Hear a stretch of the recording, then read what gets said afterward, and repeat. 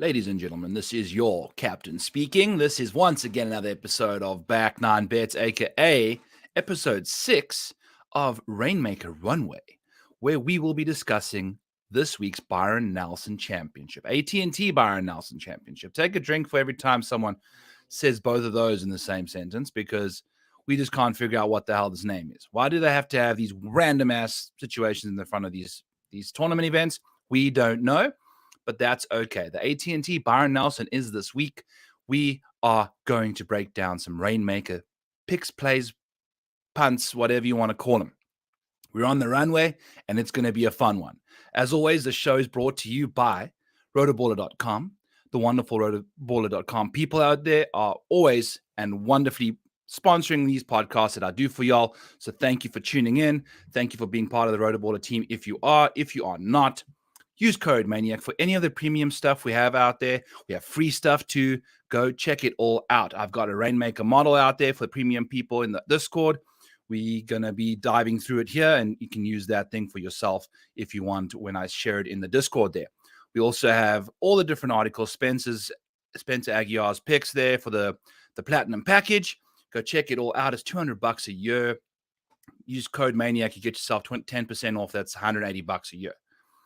It's like $15 a month, basically. So very affordable. Go check it out now if you are not already, and join the RotoBaller squad and RotoBall like a boss. So that's what's cooking over there, folks. No Joel. He hit the eject button, unfortunately, and told me this morning he would not be able to make it this afternoon/evening. So we are doing a solo flight. It's okay. It will be a nice, short, quick one. We won't have Joel's wonderful wisdomous words to keep us in the cockpit for a little longer, but it's all good. We're going to dive into the model. It's the Byron Nelson, and we've got ourselves basically, I would say, a business class flight this week. It is not a elevated event, so the salaries and the payouts this week are not going to be nearly as high as last week. It's going to be a middle type tier event, which means that payouts are going to be a little lower. That's all good. We don't have the best golfers in the world either. You know, we've got Scotty Scheffler, Jason Day, Tyrrell Hatton, Tom Kim, Hideki Matsuyama kind of headlining the field this week. So nothing too crazy. That's about, basically, you can build a lineup of those 5 guys. So that's going to be fun. We're going to have to figure out how to go about kind of figuring these builds out, because you can't just throw, I mean, maybe if you got some stud addition counts, you go Scotty, Jason Day, Tyrrell Hatton, Tom Kim, Hideki Matsuyama, but a lot of people might be doing that. You never know. But also, is Hideki Matsuyama even really going to be in the mix this week? It's a birdie fest. It's going to get to -25, so the game theory comes into play. There's going to be a lot of opportunities to get some different golfers in your lineups for very affordable prices, and we are going to look for them today. Let's open up the model, see what's cooking, get you guys in and out of here in no time. So right now, we've got ourselves the model filtered by the most expensive golfer in the field, and he is Scotty Scheffler at $188. The next best is Jason Day at $52. That is some serious difference and gapage right there. So Scotty Scheffler, as you can tell in the model, he's sitting well ahead of everybody else at like 3.6 power rating, whenever the next best is 1.91. So he is at least 2 spots, double the power rating as anyone else in the field. Jordan Spieth withdrew. Doesn't matter. He's not a Rainmaker card anyway, so that doesn't really affect us or this podcast whatsoever. So Scotty Scheffler's price last week, if you were listening to me and Joel, was $140 before this week, and I bought myself a few of those, and I have one of them on the market now for about over $200. Hopefully that sells, and I make myself a casual little $50 just for kind of paying attention, looking ahead, and seeing what's going on. That price dip didn't really make much sense going into knowing that he was going to be playing this week, and nobody else was really going to be rivaling. Wow. Woo. Let me take a sip of just juice. So this is just juice. We are relaxing. Let me get the rivaling word out of my mouth here. Goodness gracious me, that was a train wreck of verbs there. So anyway, Scotty Scheffler, not a lot of people in this field are going to give him a run for his money. That's a better phrase. Jason Day, he's in there, but at $140 last week, Scotty Scheffler was definitely mispriced. Now he's sitting at $190. That's a bit more affordable or a little bit more logical. I think he makes a lot more sense to be that price tag, especially as the best golfer in the field. I think, if you want to have, I think you almost got to have a Scotty Scheffler in your lineup this week. He's going to be in the mix most likely. We'll see what he can get up to. I don't know. I have a few. You should have two. Next up, Jason Day. $52. He's kind of price tag since the Masters have been a little up and down, but the majority of people's salaries have decreased, or their price tags have decreased since the Masters by about $9 since the Masters in average. So about $2 a week almost kind of thing. It's kind of bizarre how these prices are depreciating. So you got to bear that in mind when purchasing your guys. There's just at some point you're going to want to be able to buy a guy for a long run, because it's almost tough to make profit on these guys, because unless it's weeks like this where you can sell a Scotty Scheffler at a massive price. So I'm not necessarily sure what Scotty's price is going to do going into a major, where you have the addition of Jon Rahm, where you have the addition of Rory's always going to be up there, and the price is always going to drive that, take that win equity away from Scotty. So I think if you do have excess Scotty NFTs this week, this will be the time to sell them. I think his price is going to be the highest it will be for a little while, especially in a birdie fest. If he doesn't perform this week, that price could go down heading into the major next week. So playing a PGA Championship next week, friends. So Jason Day, getting to him, I don't know how he necessarily performs in a birdie fest. He's at $52. We can't necessarily, beat around the bush there. He was really disappointing at the Wells Fargo. The price tag is surprisingly gone up since, even though he missed the cut. Just shows you how weak this field is. The economy class is smelly. So $52 after being $48 last week, missing the cut, getting a $4 increase in NFT price. Very interesting stuff there from Jay Day. That makes a lot of sense. He's going to be one of the top players in the field. We'll see what he can get up to. As a short-term prospect, he's third in the model, and as a long-term prospect, he's eighth. So he's not a bad buy at all if you're looking to go in the long run there too. I think he'll be great in the majors. Tyrrell Hatton, one of my favorite players this week. I am a little concerned about his ability to putt as well as he can on bent grass, and he doesn't necessarily play that well in non-elevated events or in Texas. So there's three things that are going against the man there. But Joel and I preached last week, buy buy some Tyrrell, because his price tag is going to be going up. I think he's definitely undervalued. I wrote about Tyrrell in my REIGNMAKER article, which will be coming out shortly after this podcast. It is now 7 Central time on a Monday. So it'll be shortly soon. I cannot speak today. It's been a hot minute since I've said any microphone. Got on my bicycle earlier, and my heart's still racing a little bit. It is what it is. So I like Tyrrell. I love his ability to perform with the long irons out of the rough. He's not necessarily as good a long iron player as we once came to know. Still very good. He hits a lot of greens in regulation. He doesn't necessarily hit them very close. But at this golf course, there's a lot of backstops that kind of funnel balls into this area, and the green in regulation proximity to hole rate is actually higher this week than normal on tour average. And we're seeing a much longer amount of shots coming in. So the proximity numbers are from like 175 and out, yet proximity to the hole is closer, which is interesting. So got to be a good long iron player this week in order to really get to -1 to -25 there. So that's something we want to look into. Tyrrell's one of those guys. The same is Tom Kim. He is definitely a contender this week. He's priced at $42, very affordable. And as I've been saying, Tom Kim has been picking up distance, friends.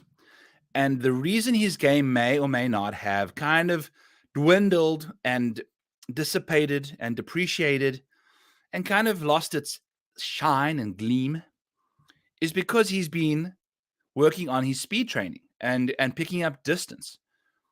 He has definitely picked up distance since the Wyndham, and the whole rest of your game can just take a back seat. Now is the time to get on board, because if that, I don't know when he's going to be done with all the picking up of distance nonsense.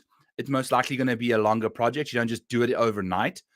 But I don't think it'll be as much of a focal point in his regimen every week once he's got to a certain point. He'll have reached a certain point and then you kind of plateau and just pick up incremental steps. But he's picked up a lot of distance lately, and I think he was out there in like the 180s ball speed at the Wells Fargo. So some really interesting stuff.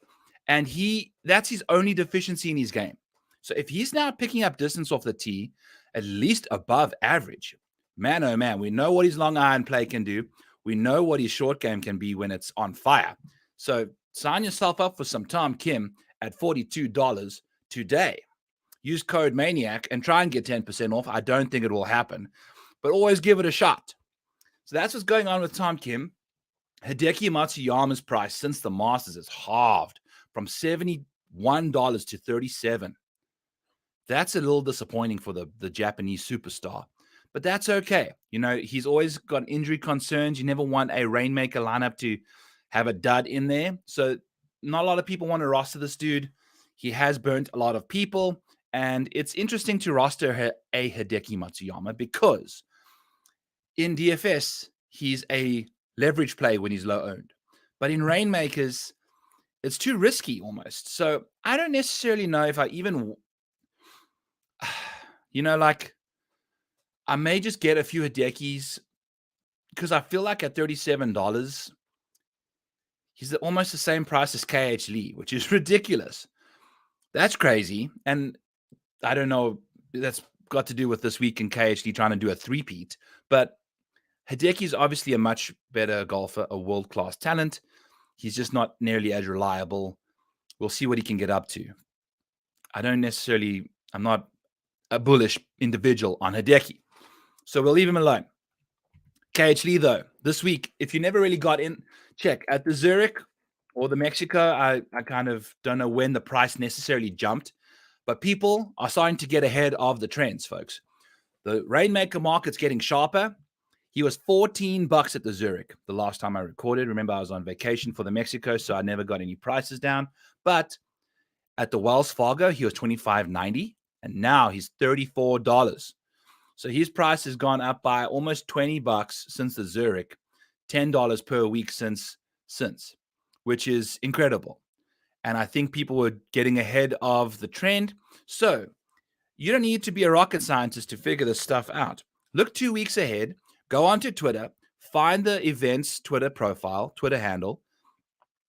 Look and see if someone's committed there that is a defending champion, that is a really good horse for the course at a course like that, and see what their price is. If you feel like their price is low right now, and within a few weeks' time in a non-elevated event, kind of like this, where the availability of good golfers is minimized, go grab a few dudes 2 weeks ahead of time.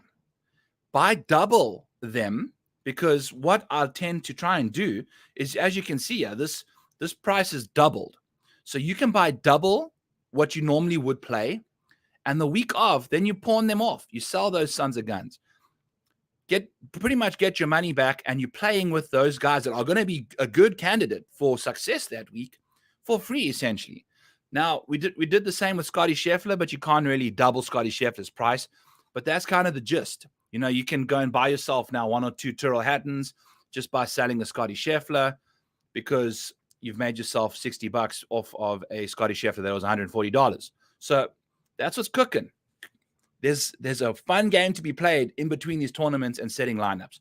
So that's something you want to bear in mind. KH Lee is a prime target and a prime example of that. Siwoo Kim's price since the Masters also halved. A lot of golfers' prices have halved. Now, Siwoo, I don't necessarily think I'm in at a birdie fest for Siwoo. That could be my famous last words, but he's also a very talented golfer in a very good field like this. Taylor Montgomery sitting at $27.99. I do enjoy a little bit of Taylor Montgomery, especially at a birdie fest. He makes a lot of putts. He makes a lot of birdies. Now, bear in mind, Taylor Montgomery on bent grass also, not necessarily his best surface. So go take a peek there. But if you think he still can get away with his birdie bombardments on bent grass, feel free to go buy yourself some Taylor Montgomery, but I'm not necessarily sure I'm that bullish on him this week on bent grass. I like him a bit more in Bermuda. Matt Kuchar, however, friends and family, is $23.75. And he has got himself some Texas course history, boy. He is a Texas terrific. Matt Kuchar is. And looking at his price tag, it's kind of $23. Very affordable. You can get yourself 4 Matt Kuchars for less than $100. And by doing that, you're going to get yourself somebody that has fantastic course history at this venue, fantastic course history in Texas alone. And he's also $23.75 for somebody that's sitting 15th in my long-term model. There's a lot to like. If you take a look at Matt Kuchar's FedEx Cup points, he's sitting at 609. That's not terrible at all. Let's filter on the guys that are in this field and just take a look at some FedEx Cup points, because you want to make sure that when you are buying these guys, if you're not going to sell them soon, you want to make sure that you have them going into the playoffs. And the more FedEx Cup points they have now, the better, because it means they're going to be able to go deeper into the playoffs because of that set amount of points. So Seamus Power, Tom Kim, and Scotty Scheffler. Scotty Scheffler is sitting at 2,000 points almost, 1907. Love that. Scotty Scheffler, you're going to have a Scotty Scheffler card all the way to the Tour Championship. Pretty much the same with the Seamus Power and Tom Kim, I would imagine. A little bit of Siwoo there too, and Tyrrell Hatton as well. So I think if you grab guys that are way ahead on FedEx Cup points that are still playing solid golf, that's the way to go. There's another avenue, another edge that you can find for a long-term value of a card.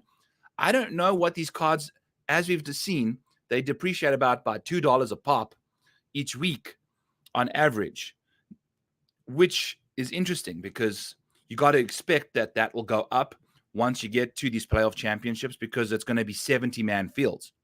We haven't seen outside of the Masters. We saw all those prices exorbitantly high because of the 95-person field or whatever. 88 people were in the field. So when you get to these playoffs, you're going to see the field sizes shrink. The prices are going to go up, supply and demand. That's basically the gist there. Now, I don't think you're going to recoup necessarily every single cent that you've made. Maybe if you buy low on someone and they get themselves additional points going into the FedEx Cup. But I think if you're buying high on like a Scotty Scheffler or someone like that, you never know.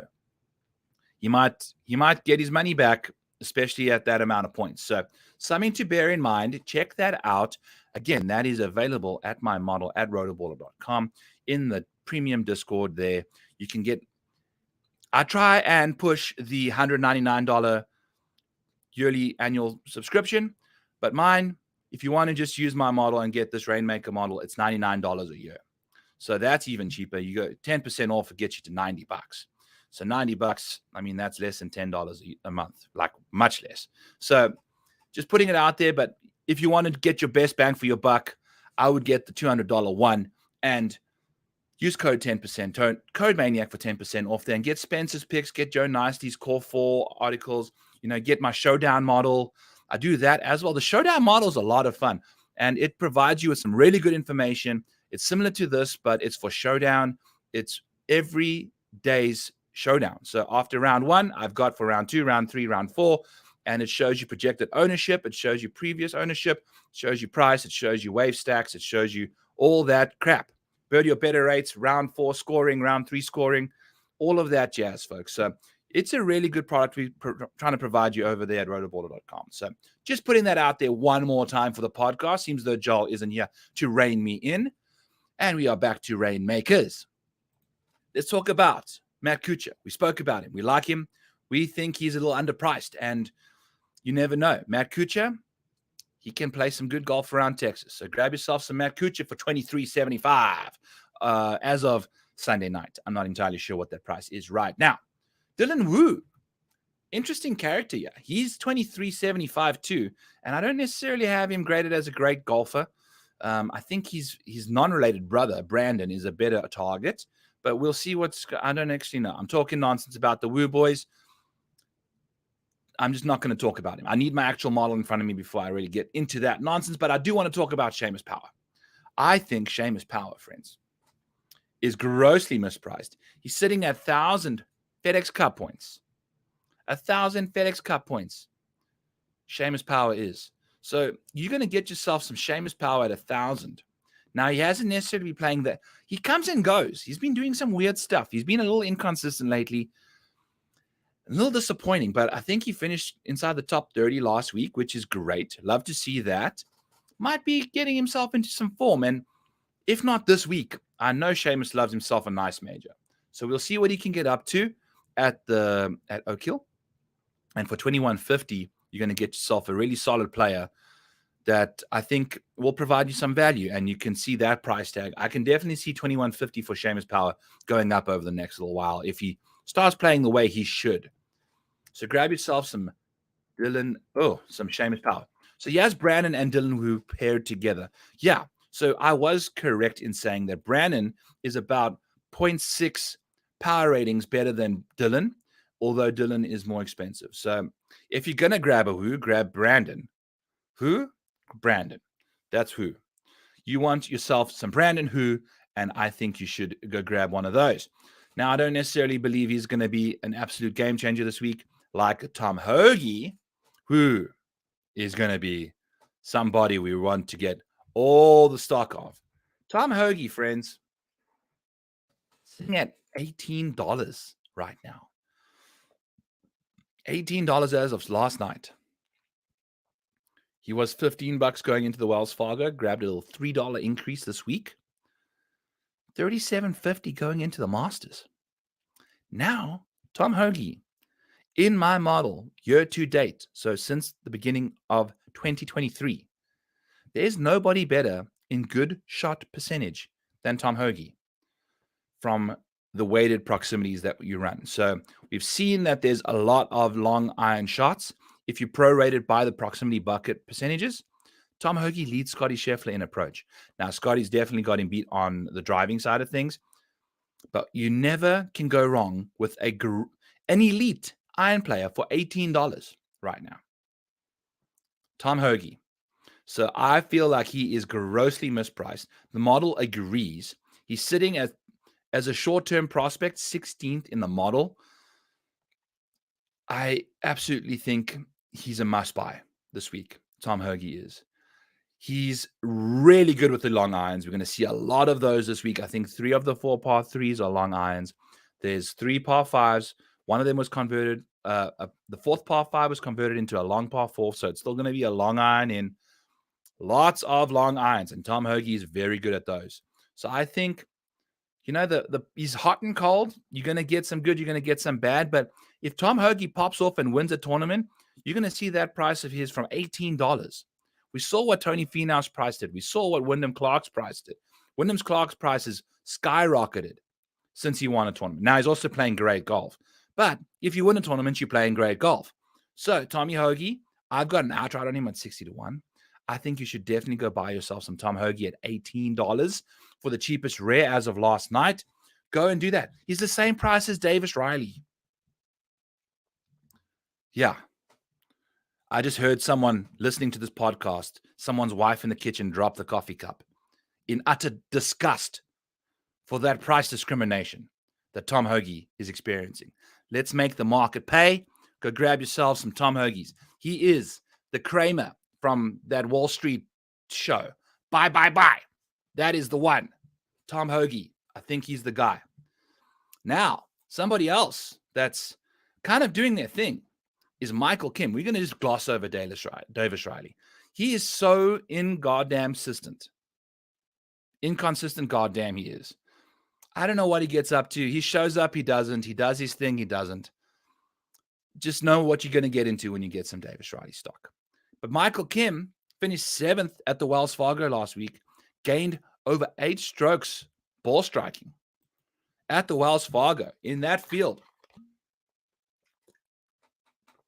I think he's going to be a superstar. Not a superstar, but he's blossoming and he's budding. So we'll see what he can get up to at a casual $17.77.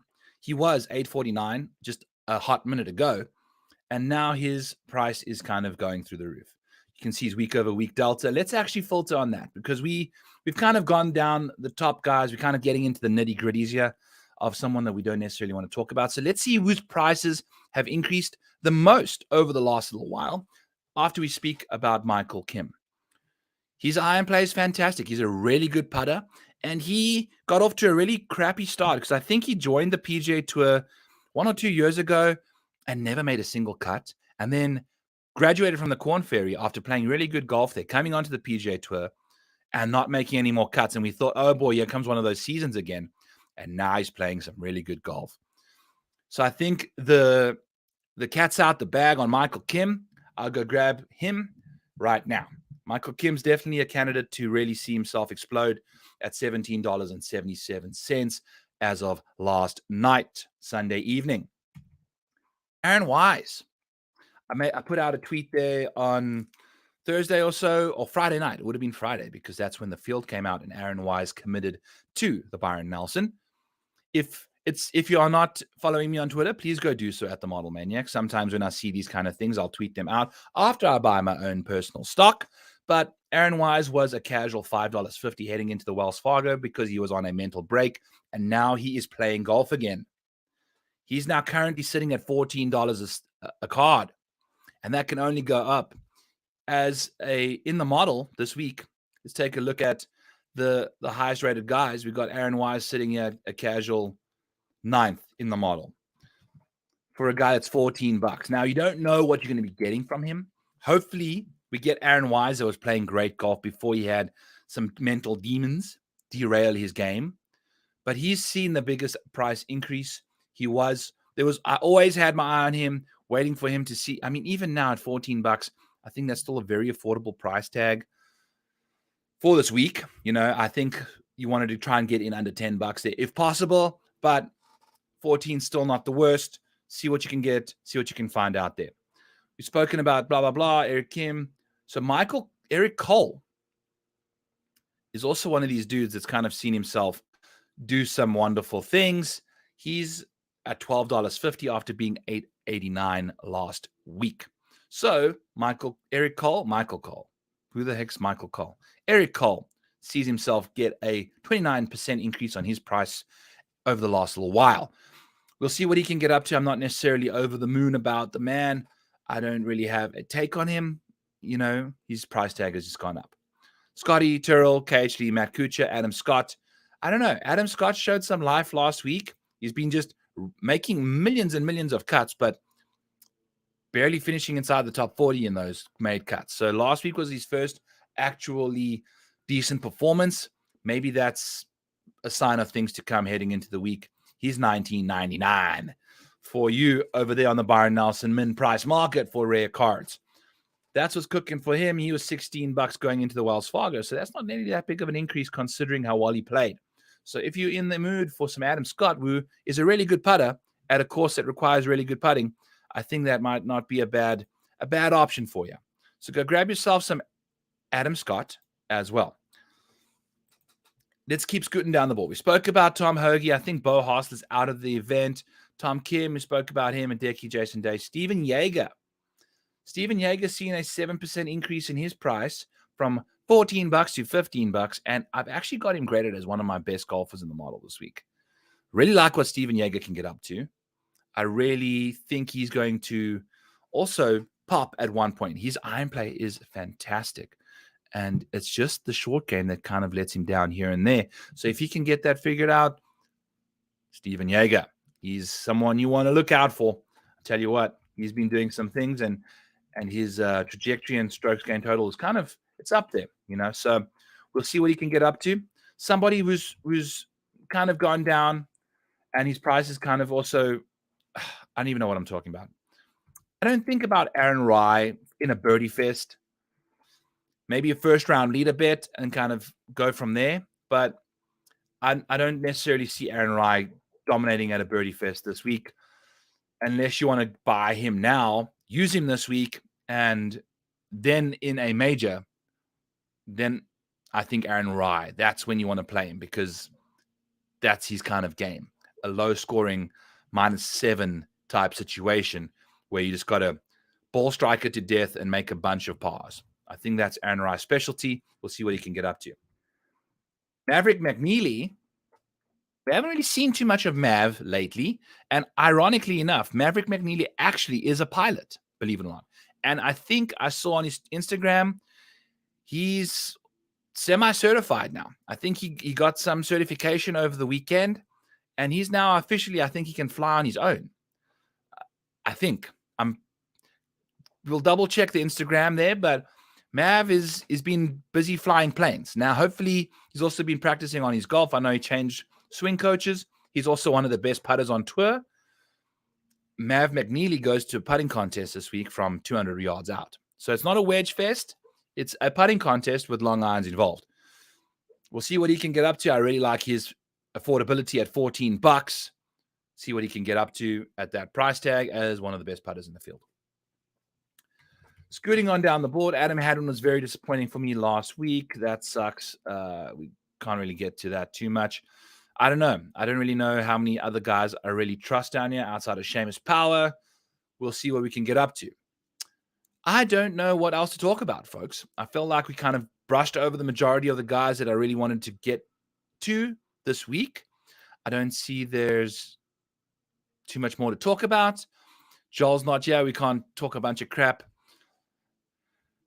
About contest selection this week, I've been DMing with a friend or a subscriber to our premium package in the Discord, and he's been kind of getting some takes and things about Rainmakers this week, and he's been entering a lot of lineups in to win cards, and he also ripped a pack. So, I mean, if you're a Rainmaker player and you haven't ripped a pack, I don't think you've really lived. And you have to make that bad decision once.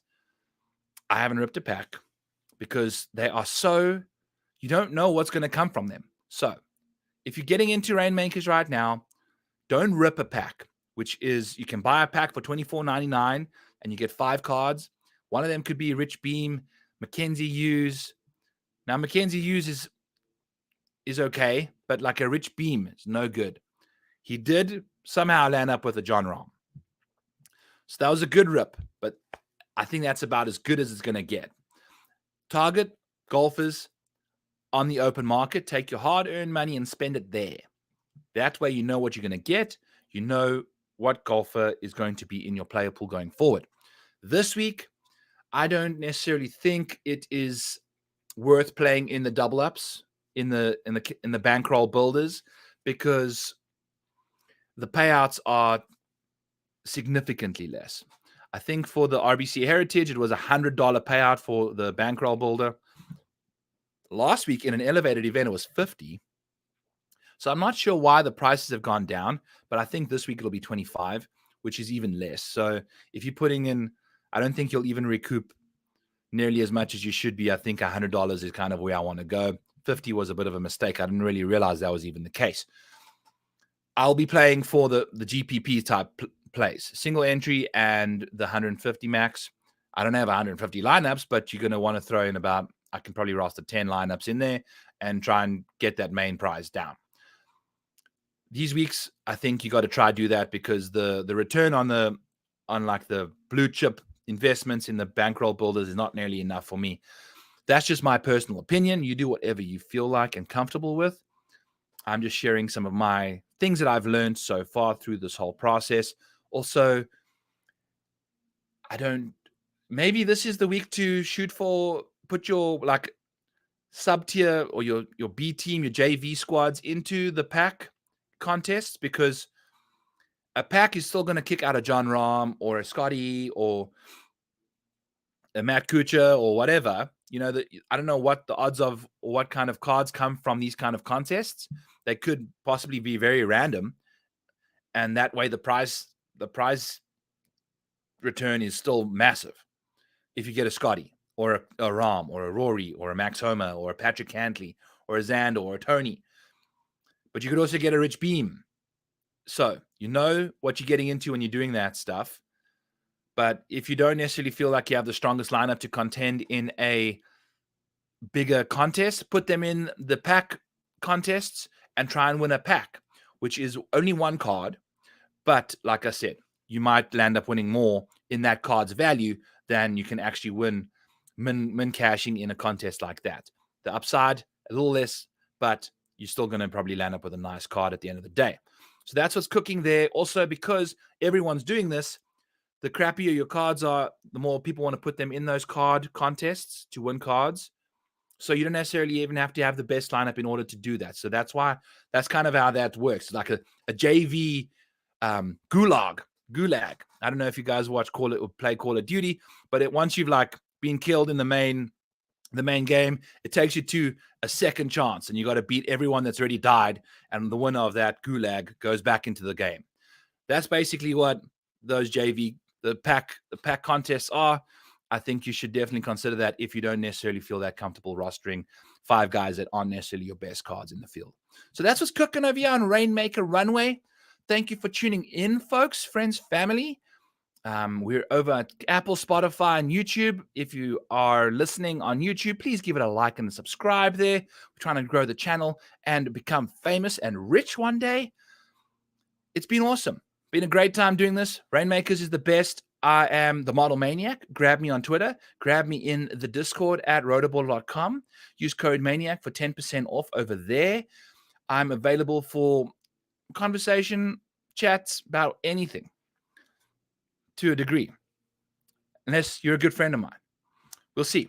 But till next time, folks, we'll catch you on the Rainmaker Runway with Joel for the US Open next week, the PGA Championship next week, at Oak Hill.